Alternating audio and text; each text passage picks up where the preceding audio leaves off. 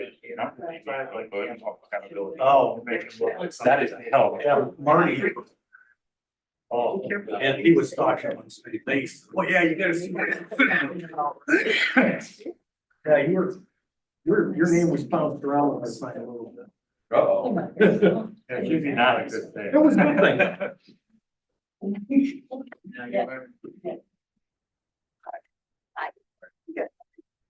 Hey, that's.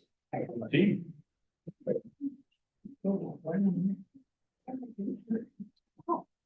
Anything else?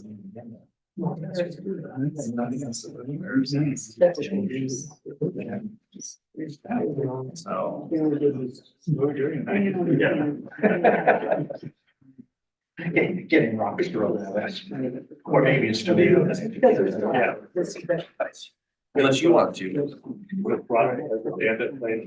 You have to answer the questions. And I have good questions for you. I'm really happy we do. We have such a guy.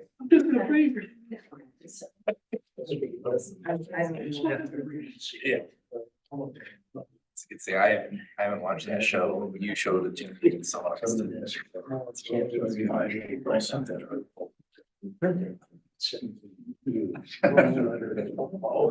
I need to sign.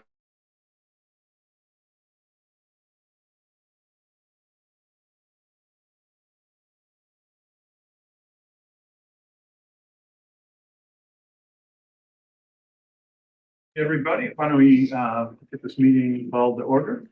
This is the regular meeting of the City of Harbor Springs, Michigan Planning Commission. Today is Thursday, April 18th at 5:30 p.m. local time. And Jeff, would you like to take roll for us? Nancy Rondell.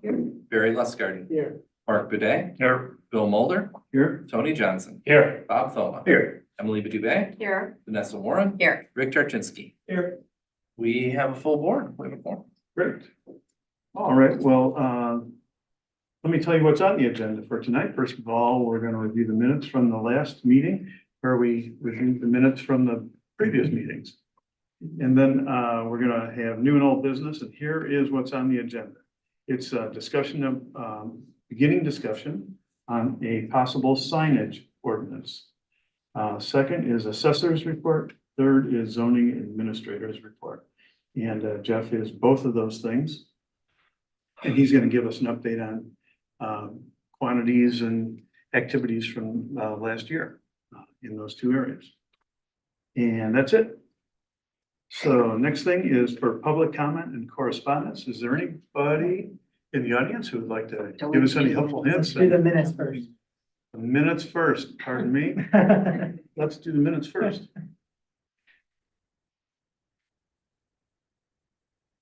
Have people had a chance to take a look at the minutes? Yes, sir. How'd you feel about those?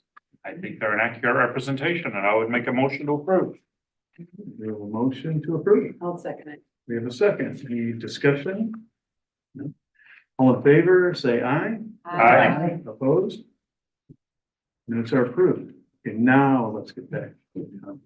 Okay, folks in the room, anything that we should know or any helpful ideas for us? I have a question.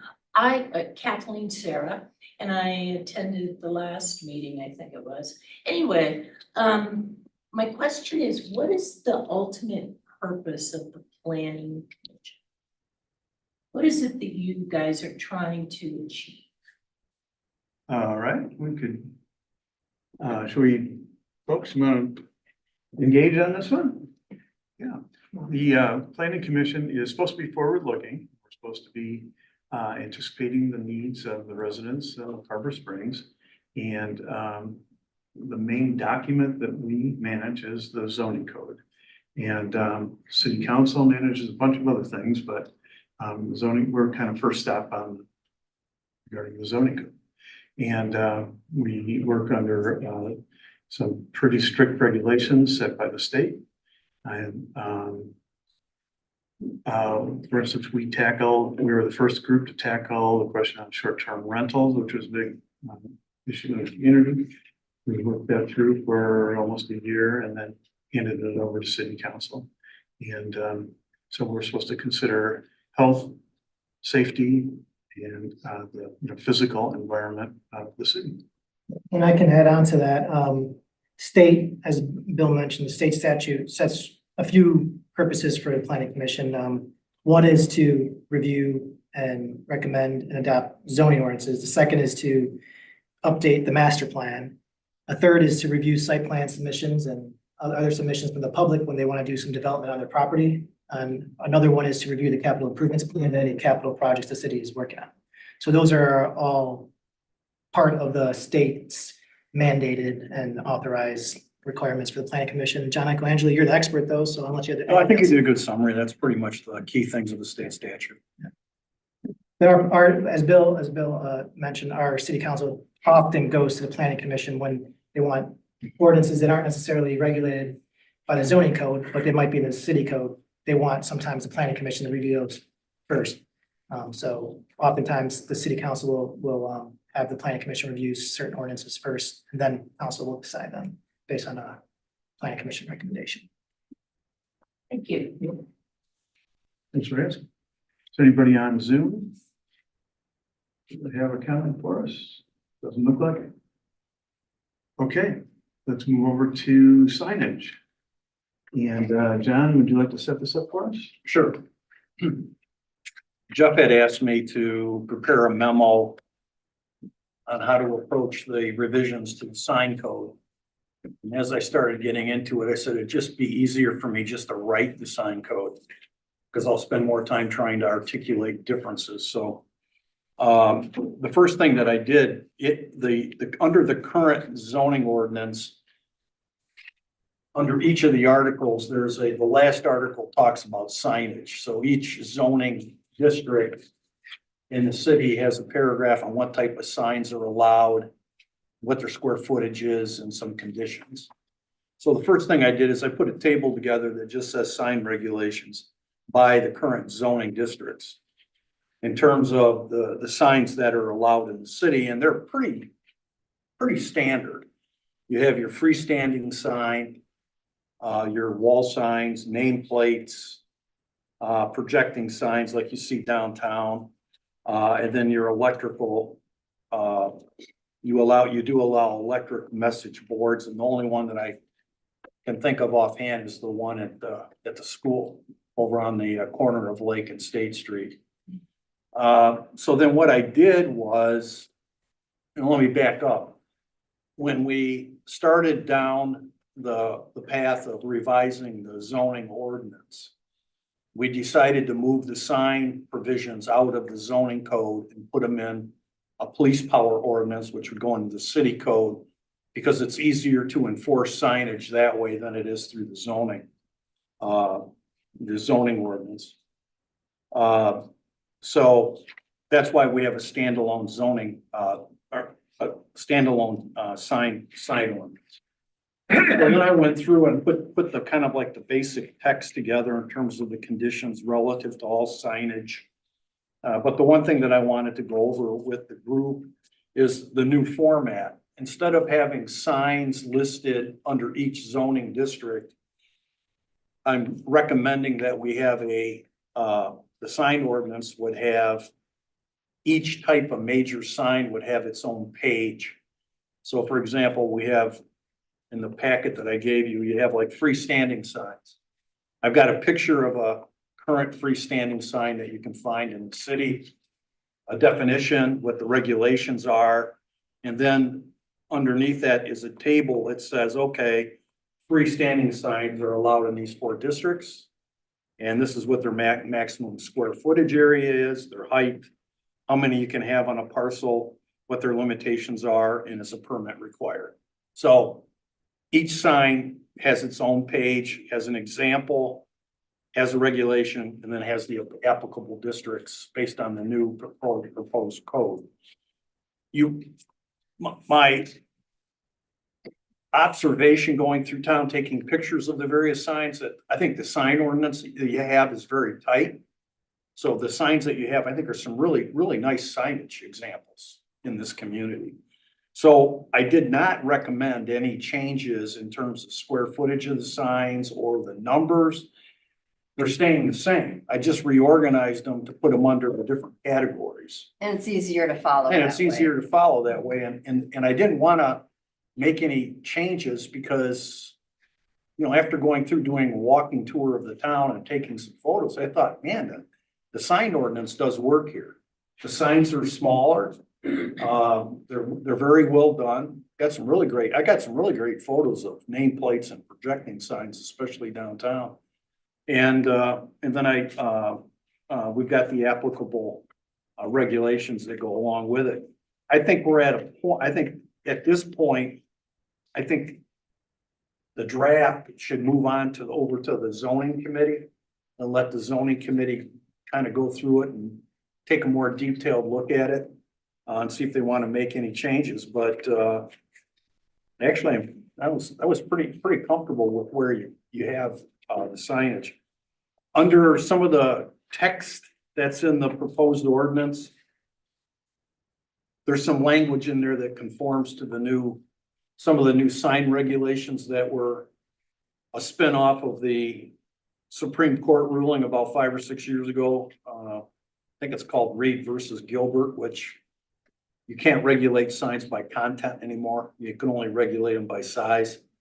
So you can't specify religious signs versus real estate signs versus political signs. So we went through and made sure that part of the ordinance jives with the Supreme Court ruling. So other than that, if you have any questions, but I wanted to get it into a point where we can kind of put it over to the zoning committee. They can go through and take a look at it, do some wordsmithing, and then come back with a proposed ordinance for the planning commission. Now, you don't have to have a public hearing on this because this is not a zoning text. This is going to be police power.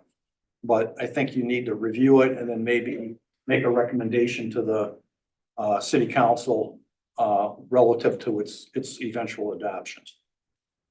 Thanks, John. I do have two questions, or maybe one's a recommendation. One is, I think it's appropriate that we get the DDA's input on signage and see how their experience has been with signs, Sure. what they have, if they have concerns, because I'm just wondering that That's where most signs are. both signs are. I mean, we do have some uptown, but obviously that's one thing. And I don't know if you would want to do that before it goes to the zoning committee. And or- I'm At any open to it. point. I- Okay. yeah. The second one was, and this is being about the difference between a sign and artwork and mural.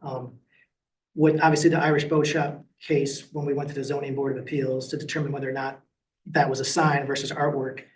Are we gonna have a distinction in the code so that when people come to us, let's say they want to do a little drawing on their building that's not a sign, but I think we have one downtown that's like a butterfly somewhere. Those wings, Those wings, where yeah. people can take a picture, Yeah, we have one downtown on Third Street, right?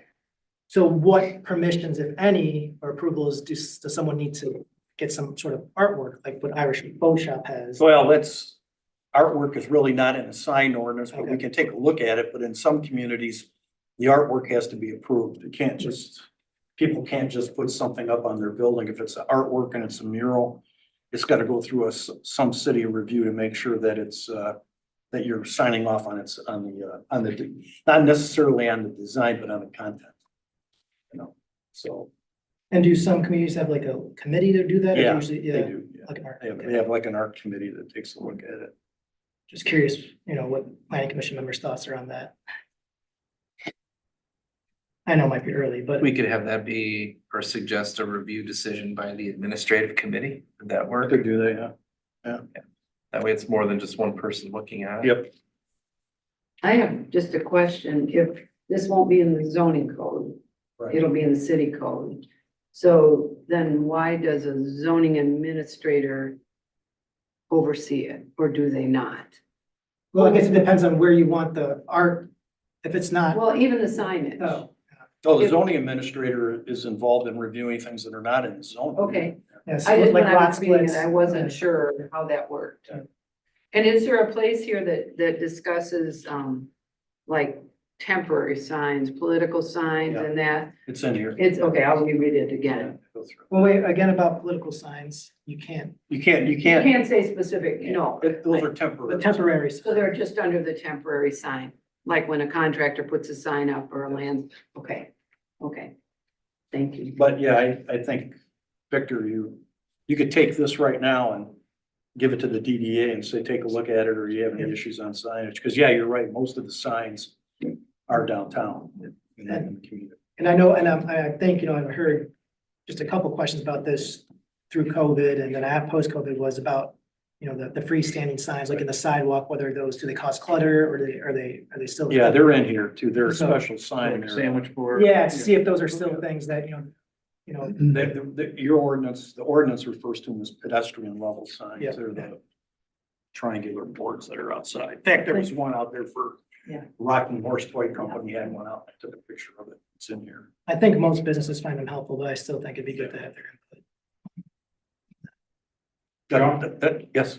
Just for the record, just can I ask you to clarify one of the statements you made in your opening discussion? You said you decided to go ahead and write this rather than, can you just maybe restate that as you were able to prepare a draft for review rather than just make it sound like you're writing this on our behalf?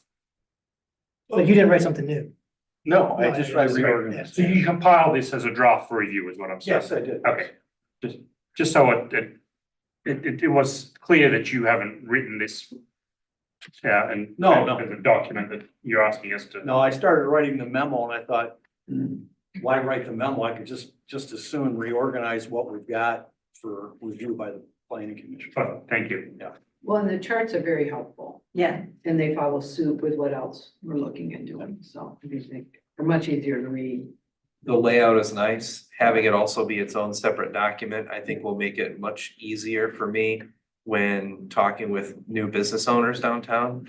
Because that is something that I spend a little bit more time on, is having that signage discussion. Sure. And being able to just provide them with a copy of this, I think it's clear, it's concise.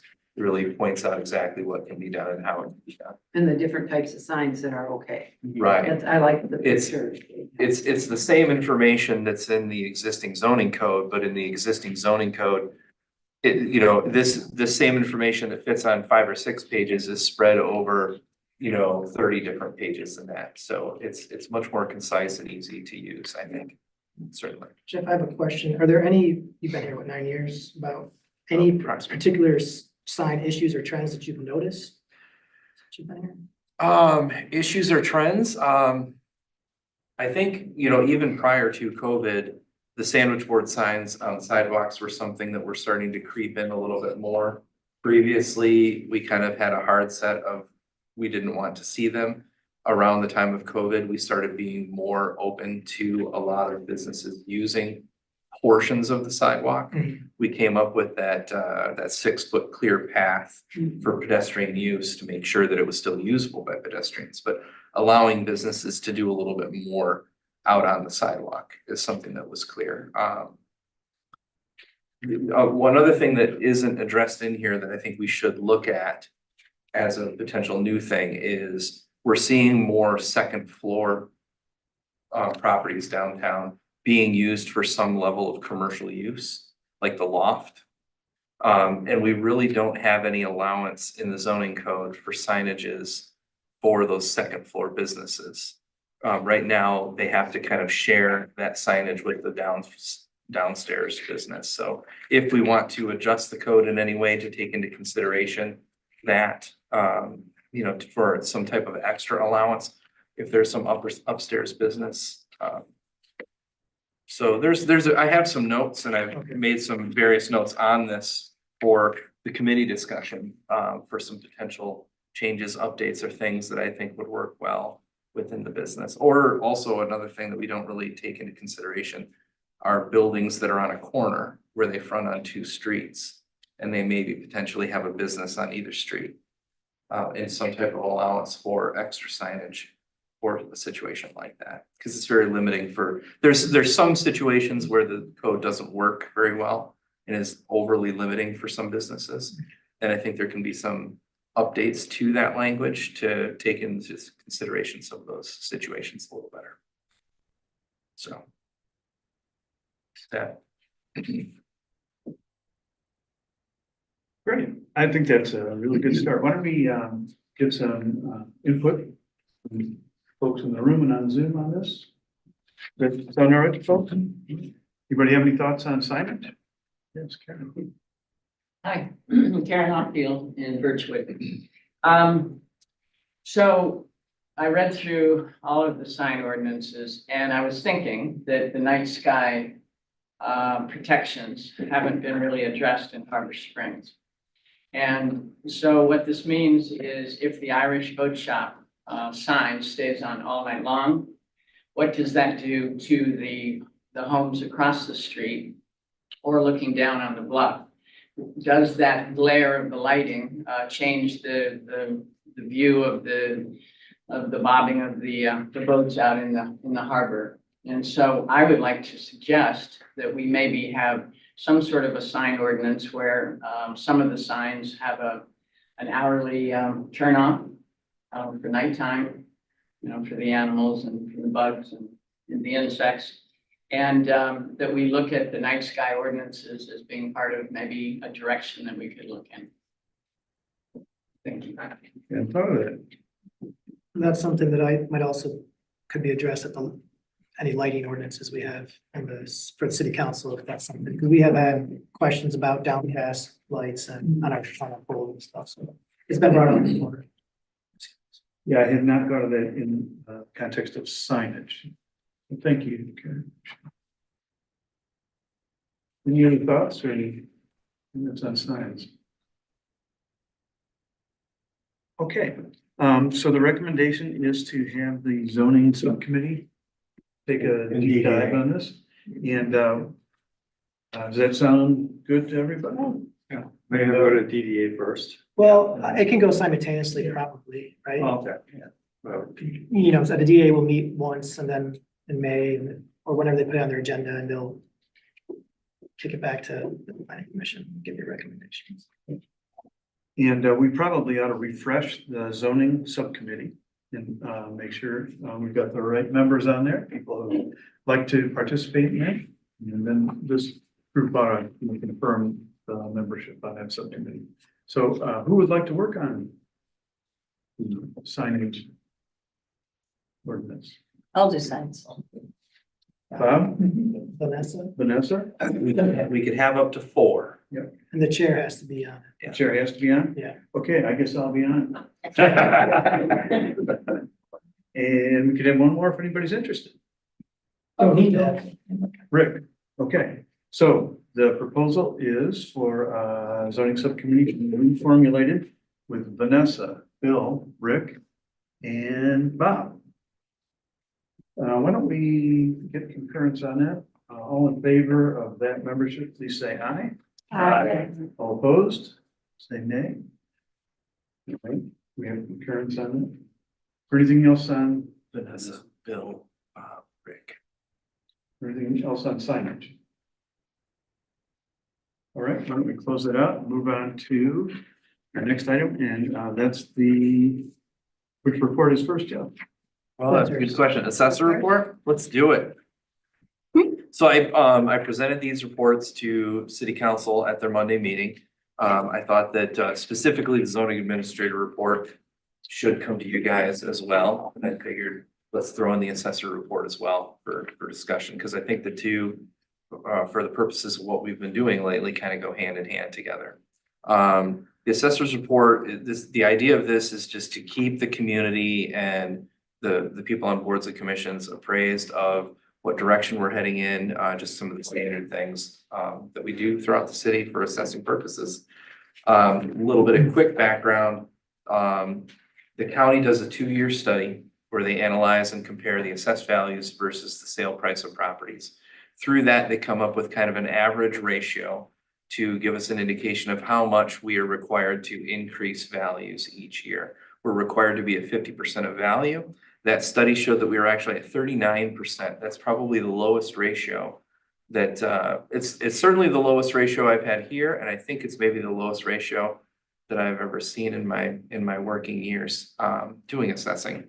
So that indicated that we had to increase value quite a bit to maintain track with the market and the market trends within Harbor Springs. That's assessed value. That's the assessed value, right? So that's basically, when you look at your assessment change notice, that's my best guess as the assessor as to 50% of the sale price of what I expect that property to sell for in the given year that I assigned it. But it's not necessarily what they're paying in taxes. It's right, it's not to say that that's what they're paying in taxes. The taxable value is held down, it's frozen in the year that somebody purchases their property, and it only gets a cost of living increase on that. That cost of living increase this year was 5%. It's guaranteed statutorily to never be more than 5%.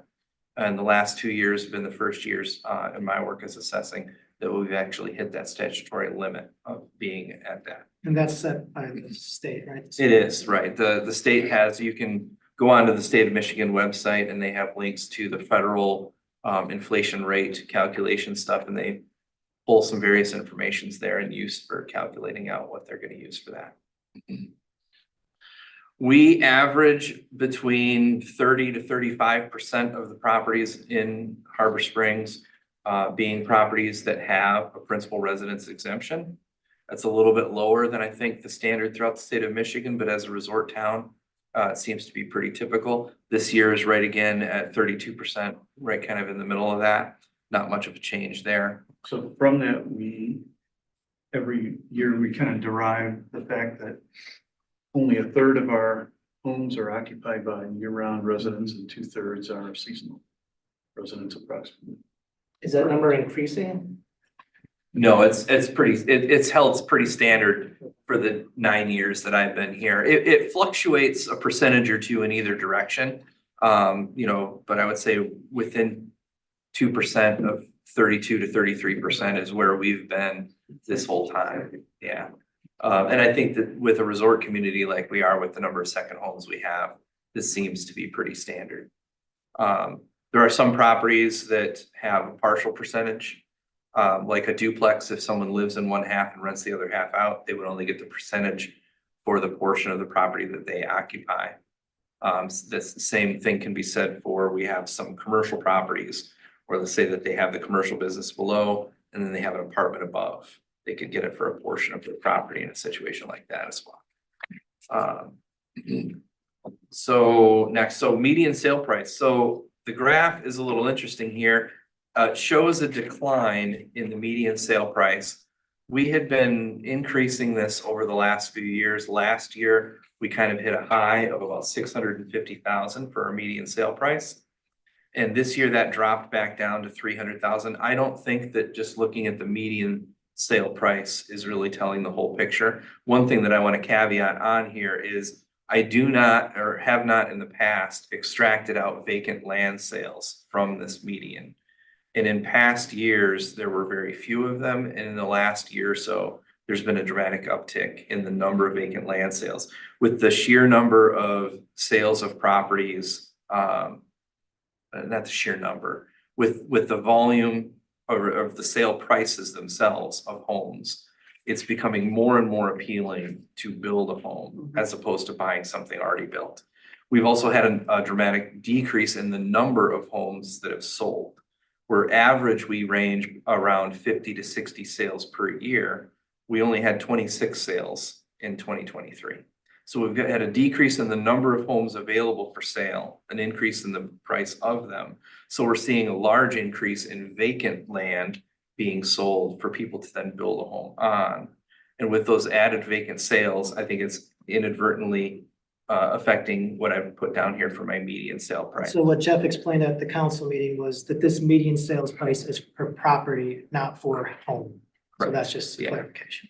And so Jeff, when you say 26 homes sold this year, does that include the vacant lots? 26 So sales. it's 26 properties. There were sales. 26 sales of Okay. properties within Okay. the city of That's Harbor what I thought. Springs during the 2023 calendar year. And a chunk of those were vacant lots this year. Yes, yeah. Do you think it's also like an indication that there's just a lack of inventory? Certainly, in my, verbal conversations with realtors, that's been a common theme, is that there's a lack of inventory out there. I think another thing is, last year in 2022, we saw a high number of sales of some really high-end homes. And so I think that kind of you know, skewed things a little bit at that time also. Another thing to look at, and we'll touch on this again when we look at where a graph in the zoning administrator's report pairs nicely with the new construction graph that I have in the assessing report. We had a peak of a lot of new construction that came on the assessment roll in 2022. So although we had a high amount of new construction that year, we have decreased for 2023, but we're still up in that same area of new construction that we've seen for the past years around there. The DDA capture is doing strong. It's going to continue to do well. The longer it's in existence, the better that will carry and so on. Jeff, I'm sorry, back to new Yes. construction. How do you derive the value of new construction? Is it on the zoning application? No. That certainly is an indicator that we can look at. Whenever there's a building permit pulled and the zoning permits that are pulled, that notifies us that a property owner is going to be doing new construction on their home. And actually, if we, we'll reference this later, but when we look at the number of permits pulled, I think that's something also that needs to be taken into consideration. But when a permit is pulled, I get notified that work is being done. I then go out and visit that property. I have access to the zoning permits, of course, because they've come to me for those applications. We also have access to the building department and records and information to see how far they've made progress on those things. I then go through my normal process of valuing those properties for assessment roll purposes. And it's the value that I'm adding to the assessment roll that we're recognizing as the new construction, right? So it's not necessarily the value that they've put down for the cost to build, but how we valued it is in the value that it's adding to the property for assessment purposes. So $5 million is not much. 5 million, remember that 5 million is how much we added to the assessment roll. So it's really $10 million in actual true cash value, right? Yeah. Yeah. So but that, again, that's just in, like over a 1 year time period, one assessment roll. And That's as you can see, still- that spike in 2022, so if that was 17 million or so, that was really 34 million. True Right, cash value. right. And that was, I want to reference another graph we're going to get to in a bit. And actually, we can go to that. I pretty much wrapped up the assessment roll one. There were some other graphs and charts that were on this. We've upgraded our software, which was a side grade when it came to some reporting features like this. And I no longer have access to those. I've tried to add some other things in here to help show that, but so we did lose a few functionalities there, but it was minor things that a lot of people didn't seem to really care much about, but just a change. But anyway, let's move on to the zoning administrator's report. I had a Yes. question, the DDA capture. You Yes. said, oh, it's making a nice, like, it rise or whatever. Mhm. What makes it rise and why is that good? So the DDA captures a certain amount of the revenue that comes in to the city, right? What we did is we established our base year in 2014. And we said, all the monies that's collected here and now for the revenue, we're going to give it to the city, right? That's the normal money that the city spends for its purpose. But then for the properties that are within the DDA boundaries, every year after that, the DDA, the city still collects what they normally would have collected. But the DDA, I guess, skims some of the extra that over the increase in taxable value, and they get to keep that revenue. They have to spend it on city business, but they get to choose how it's spent specifically then within the DDA. Okay. So that increase there is showing kind of some of those monies that are being used by the DDA instead of the city as a whole. Okay. That provides the difference. The city always gets everything, Oh, the base, okay. and then all of the increase, this increment, that goes to the Okay. DDA. Okay, that's Right. right. Thank you. And that's all mandated by the state. State and the statute. TIF. Okay, Right. Yeah, that's the TIF capture or That's the DDA capture. okay. Bob. Bob? Excuse me, I want to go back just a little bit. I got lost in the, tell me if I'm wrong. Okay, so Carol comes in and says, my new house is done. And you say, okay, I appraise that at $100,000. plus $5,000 for the 5%. Is it worth 100,000 or not? Where does the five, where does the? where Let's does do the this a little bit 5%, differently. where does that play into the picture? How and why? I build a new house, or I buy a house on Summit Street. I like Summit Street. I want to live up there. I buy a house on Summit Street. I pay $500,000 for it. And it's just the home. There's no other amenities to that. The year that I purchase it, we're going to take the assessed value and we're going to freeze that to create the taxable value, right? So then every year after, the assessed value is going to increase with whatever the market trends are. So let's say that the year after I buy it, the assessed value goes from 500,000 up to $600,000. The market has changed that much. But the taxable value was still at 500,000. That's going to get that 5% increase. So when, like this year, for our assessed values, the average throughout the whole city was a little over 20%. So everybody pretty much saw at least about a 20% increase on the assessed value, but their taxable only went up 5,000. Right, 5%, thank you, 5%. New construction would be a couple of years later, my assessed value is up to 600,000, my taxable is at 515. But now I choose to build a detached 2-car garage because I don't have a garage on my property. So that then I would look through and I would say the addition of that garage is going to add another $50,000 of value to the property. So we would add that on. So now their assessment would go up to 625 because we're looking at half the value.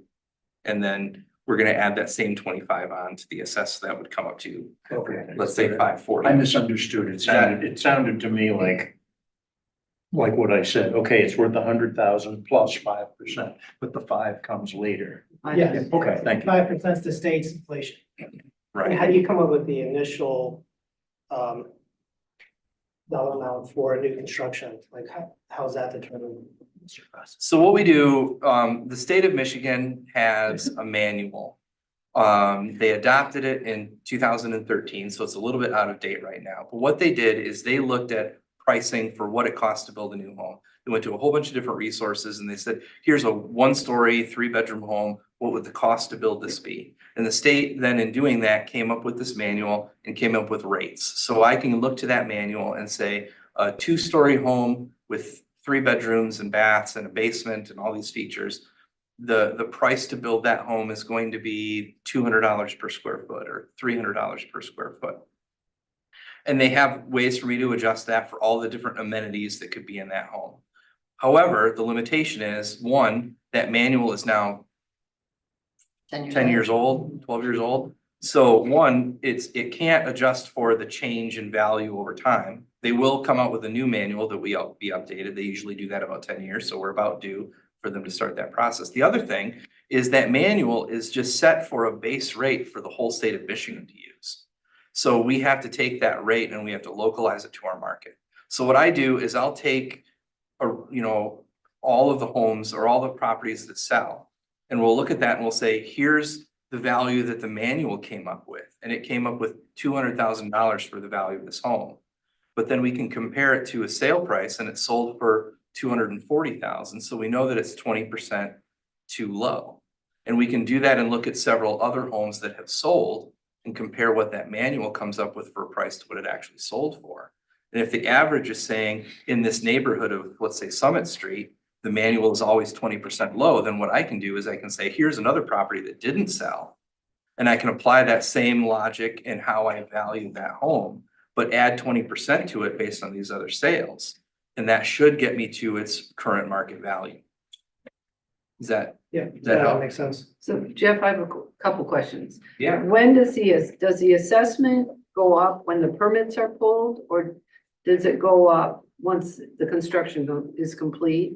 And when does the taxable value go up? That's a great question, and that leads into the graph on the zoning administrator's report. Because the permits are pulled, that gives me notification that work is going to start at some point in time.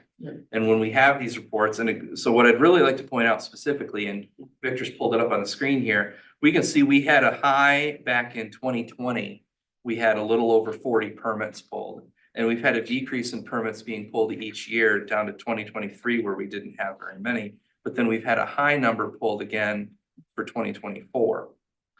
And these are again our zoning. permits. These are zoning permits, right? These are not building permits. Correct. These are permits that come to me as a zoning administrator that I have processed. So what I want to point out, and this ties in with your question there, of when do we see that value come on? Because the permits were, for instance, the 2020 permits were pulled, but we don't add that value to the roll right then, that, that value isn't on the property yet. What I have to do as the assessor is I have to value what's on that property as of December 31st or tax day of the previous year. So the assessment change notices that were put in the mail and mailed out to everybody, whatever was on that property as of December 31st of 2023, that's what you should be assessed for the current year. So in a situation like One Beach Drive, they're mid-construction, they were mid-construction as of December 31st. So what I do is I estimate, I try and come up with a percentage. I value that property and say, here's what it would be worth if it was done and finished. But they're only 30% done or 35% done right now. So I'll only add 35% of the value to the roll at this point in time. Even if it's not habitable?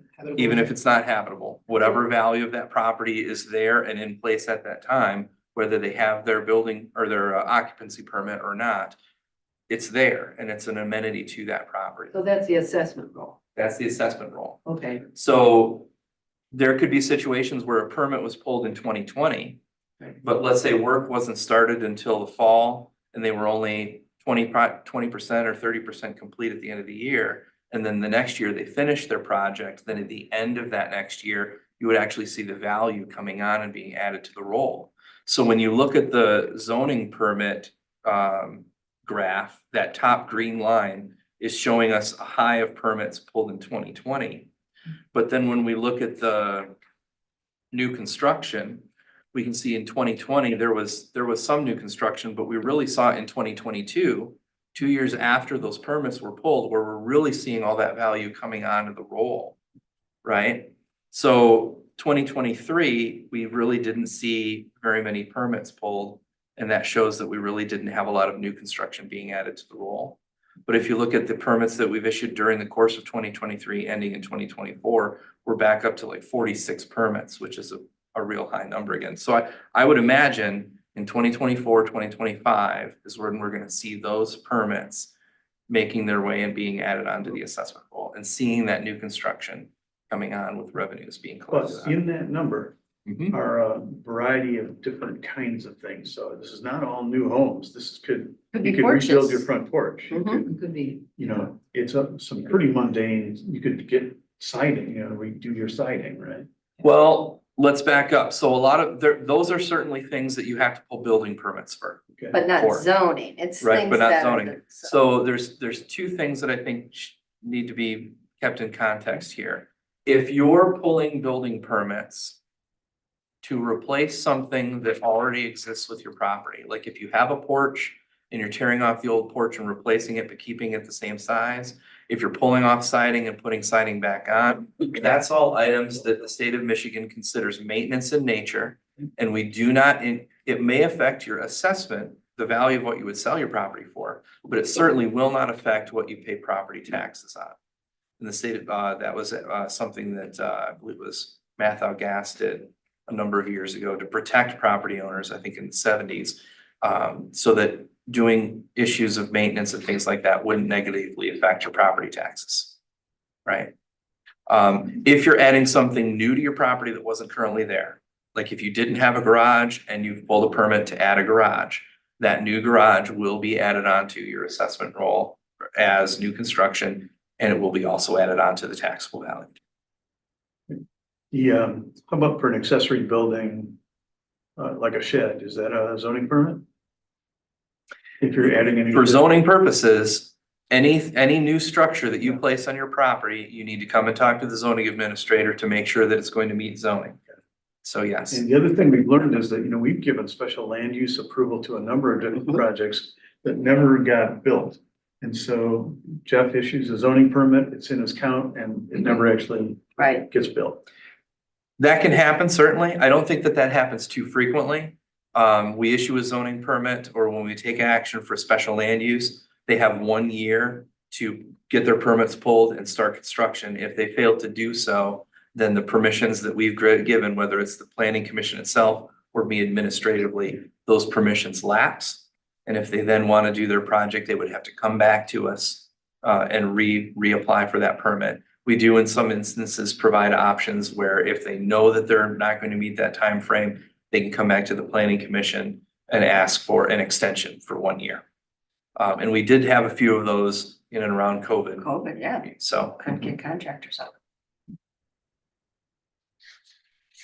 Anything else about the zoning administration report, like the breakdown of different types of permits versus warning letters, variances? When I go over any of that. yeah, I think we had a decrease in the number of complaints that were received, specifically the ones that resulted in the issuance of some type of violation letter or warning letter. There's always a few, you know, in the late spring, you know, in around May, late May, when we, you know, get into like tall grass issues and things like that. But we really haven't had too many situations that resulted in warning letters. I think we had a couple this year, but I sent out 7 letters. I believe that all of those were resolved fairly quickly without any concern. Let's see. I think the number of zoning variances was a reduction compared to previous years. And looking forward this year, we've had very little activity at the Zoning Board of Appeals. So I think that will continue to be a low number again. So when the dot is sitting on 2024, is it really December 31st, 2023? Yeah, really, Okay. it's all of the permits that we've received during the course of 2023 up to 2024. Yeah. I was wondering, just like a little like typo, I was wondering at the top if you meant 2023 and not 2022. Like right here, John. When you said like zoning Permits. met 7 times during 2022, did you mean 2023? Yes, that should be 2023. I apologize. Yeah.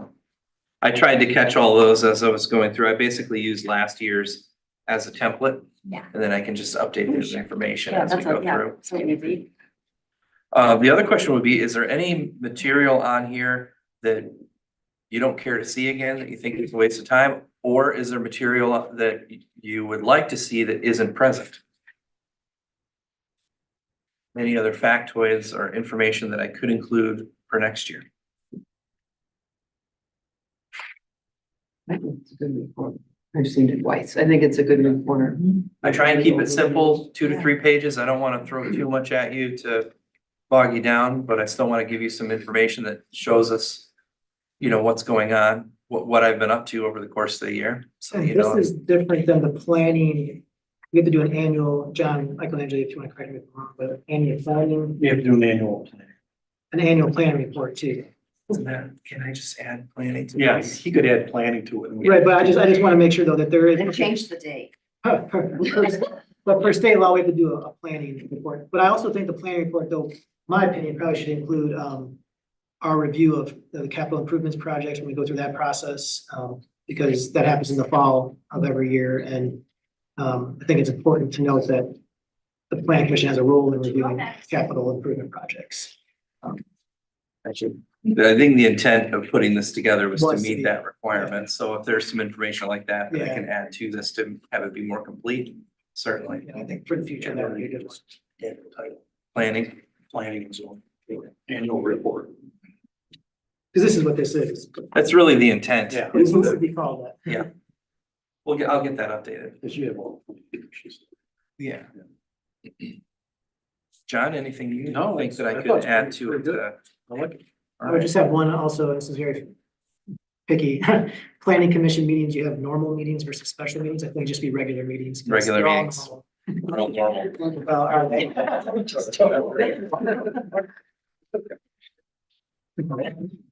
Abnormal. Abby, normal? Yes, all right. No, that's fine. Yeah. That it, Jeff? Okay. Anybody in the audience have any questions for Jeff on zoning or planning or on Zoom? On if you got them? That's great. Thank you, Deb. Appreciate learning about that. All right, moving on to other member comments, ideas, suggestions from. All right, then this meeting is adjourned. Thank you very much. Our next meeting is Thursday, May 16th at 5:30. Jeff says we do not have any submissions from residents for any projects. So we'll see if the zoning subcommittee has progressed on the sign ordinance. If so, maybe we bring that back. I didn't realize we were near the end and when you asked for comments, I do have a question. With regards to the changes in the zoning that's going on, is one of your goals or is the primary goal to try to create affordable housing within the city limits of Harbor Springs? I've heard different things. One person said yes, somebody else said no, that train is left. I can first tackle that. One of the goals in the master plan, which has been part of the master plan since 2014 and even the downtown vision plan since 2012, has been to increase housing options in the city. And so that is one of the goals of the master plan, and that was one of the goals of the zoning code. Whether those housing options, there are obviously, as presented in this proposed zoning code, there's a different variety of housing options to serve different functions, and I think the planning commission has gone over several of those, whether it's for seniors, for young working families, for people who want to stay in place or reduce size or have more options on their property. They've listed several different reasons. So I think, you know, the word affordable housing has been discussed a lot and what that means. And I think there's been a lot of discussion about affordable not necessarily mean the same thing as one affordable in a different community. So I think when we say different housing options, what we're really saying is to meet the needs of the people who live here and who work here and want to be able to live here. And that's what housing options is. But that's what I've gathered over the course of the 2 years or 4 years of discussion. But is it realistic to think that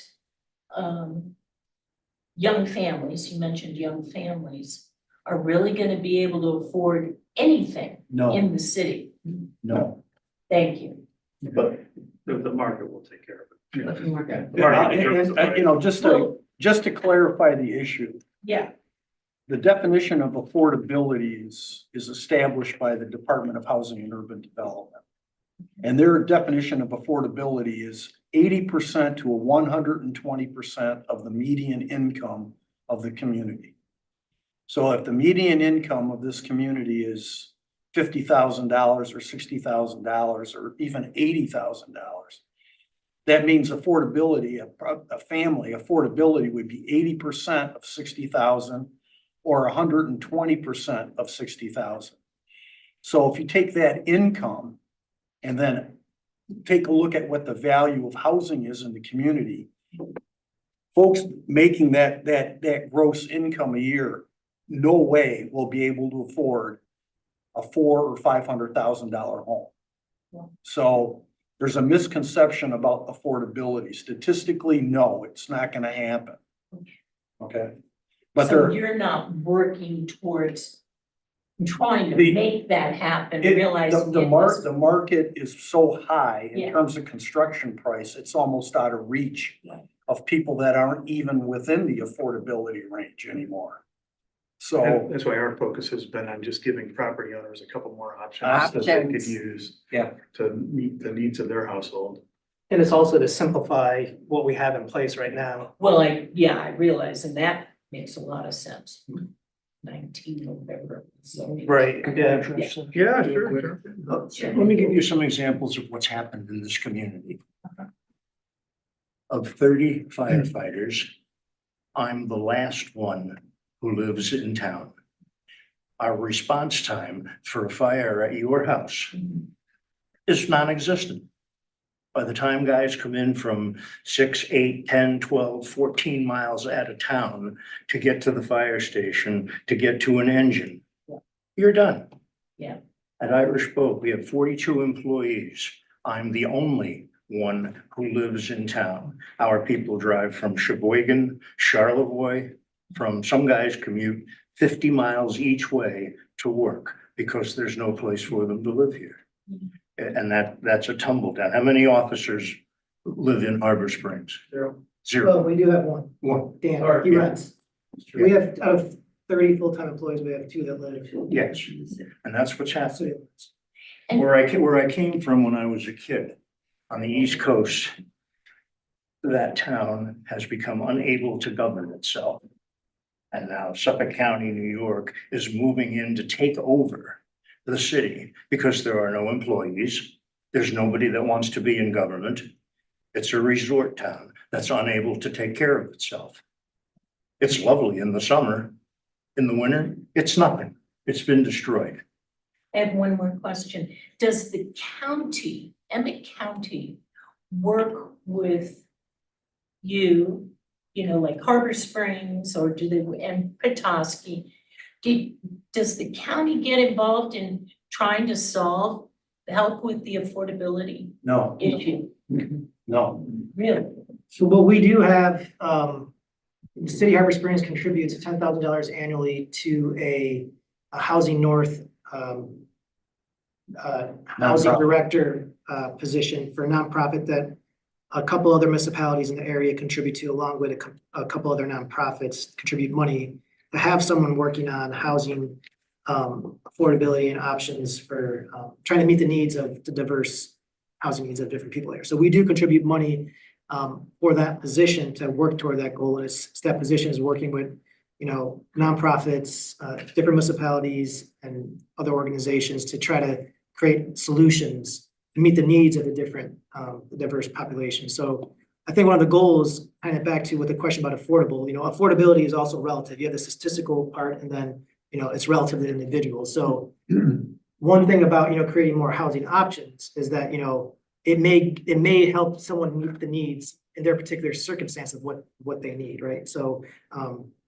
a housing option that we've talked about here, ADUs is a good example, right? You already have guest quarters on a property.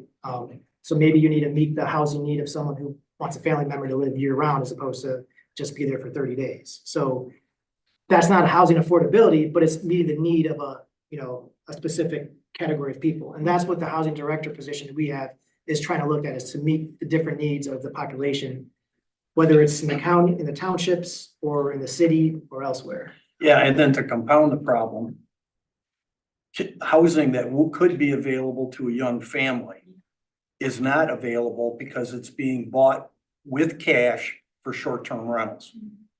Well, you guys limited. that. Well, yeah, but it's So happening, there. it's happening within the overall market, within Oh, I the see. county. So that's why what Bob is saying, people that are working here or in Petoskey, Yeah. some of them come from other counties in order to fill the jobs Right. because they can't find housing. Because the housing that would be available gets bought with cash and converted into short-term rentals. You can reach a situation where you're unable to take care of yourself. Yeah. Yeah, I'd like to share with you an experience that I have similar to what you're facing. I lived in Summit County, Colorado for 9 years. Are you all familiar with Breckenridge, Keystone, Copper Mountain? So huge resort area. We had the exact same problem there. A piece of property that we bought for $95,000, 3 years later was worth $300,000. The home we built for 5 something is now worth 3.5.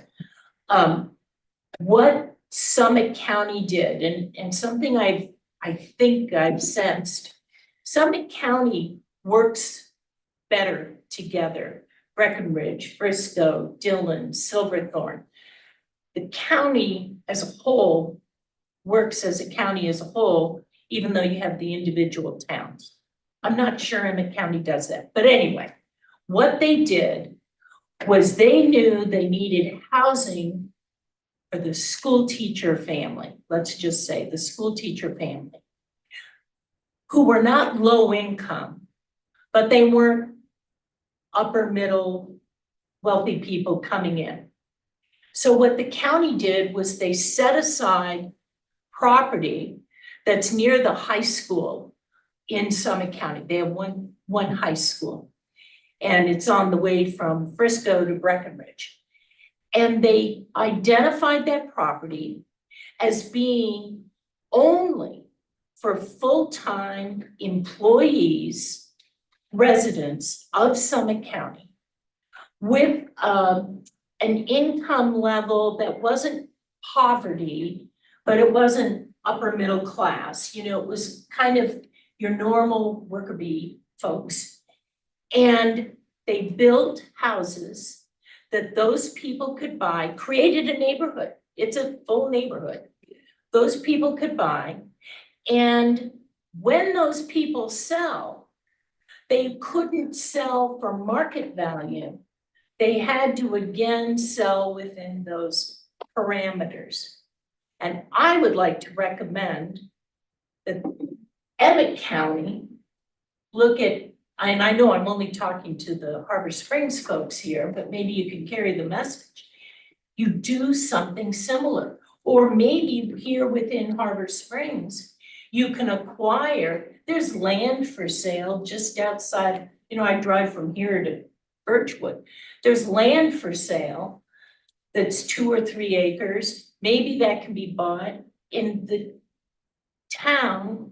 Can do a similar sort of thing, I guess, working with townships which was completely new to me. Yeah, out west, we don't have townships. You answered your question. Yeah. Yeah. Out west, they don't have townships. It's Yeah. county and city. And even like in Indiana, Indiana does not, they do not have they have townships from a surveying point of view, township and ranges, but they don't have township government. It's county government. So county government can take a look at big issues like you're talking about and come up with solutions. In Michigan, it's a home rule state that you have villages, townships, cities, counties, and they operate totally differently and they can't. It's very rare that they come up with the big solutions. There's no collaboration. No, because it's too territorial. Oh my gosh. But, I mean, if you're interested in this, you know, we could put you in touch with Andrea Jacobs, who's Yeah, the she's person we great. help fund. Yeah. And she's really She's interested great, in yeah. all kinds of It's, ideas. it's not that the county isn't interested in this because I Yeah. consult with the They county, are. but it's just a different form of government than you have out west and in some southern states where the counties actually have more governance Yes, and more ability to do economic development like you're talking about. right. Here in Michigan, they don't. Oh, so So why did they exist? You know, municipalities are talking, and there are groups of people within that, you know, what did you do? What did you do? What's working? What's not working? And when I was working in Charlevoix, I specifically saw that because Boyne City, Charlevoix, and East Jordan all had different ways of addressing, you know, that issue of housing. And, you know, they saw what worked and what didn't work, and they're learning from that. Mhm. So it's certainly being talked about, and there are certainly answers that are being come up with. Sometimes it's unfortunately a slow process, but in that slow process, they can really fine tune it and figure out what works for each community. And what John said about territorial is, you know, a city can't control a township's zoning and vice versa, zoning can't control a city's zoning. So, you know, if the idea is for us as a city to buy land outside of the city, somewhere in the township, that's great, but then we are subject to their zoning ordinances in order to do that. And we don't So- have any say over how that happens. Correct. And so it's, that's what John means by territorial. It's not an easy process. No, I get it, completely, I understand. the But it's not all challenge. despair.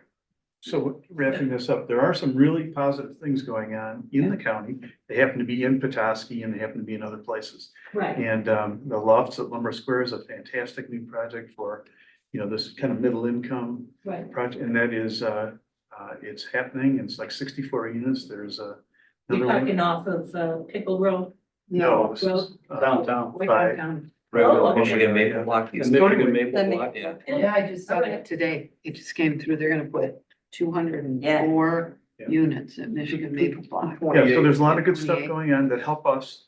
That's why we feel good about funding this, helping fund this person, because Yeah. any win you know, in the county actually helps us too. So I mean, our Sure. people, if they Exactly. could live in the Petoskey area, that'd be a huge improvement. Yeah. So anyway, it's not all bad if you wanted to get involved and there's a number of people who are working to make things Okay. better. Yeah, I'd be interested in having the name of She's Coalition great, Contact. Andrea. Bill, I didn't want to come across negative. I just want to make sure that the public understands that housing is extremely difficult because of all the barriers that we have to conquer. So it's a difficult process. You gotta get the townships on board is what I'm hearing. Indeed, yeah. Okay, well, the great discussion. Thank you so much. And let's adjourn this meeting and we'll plan this. No, I You already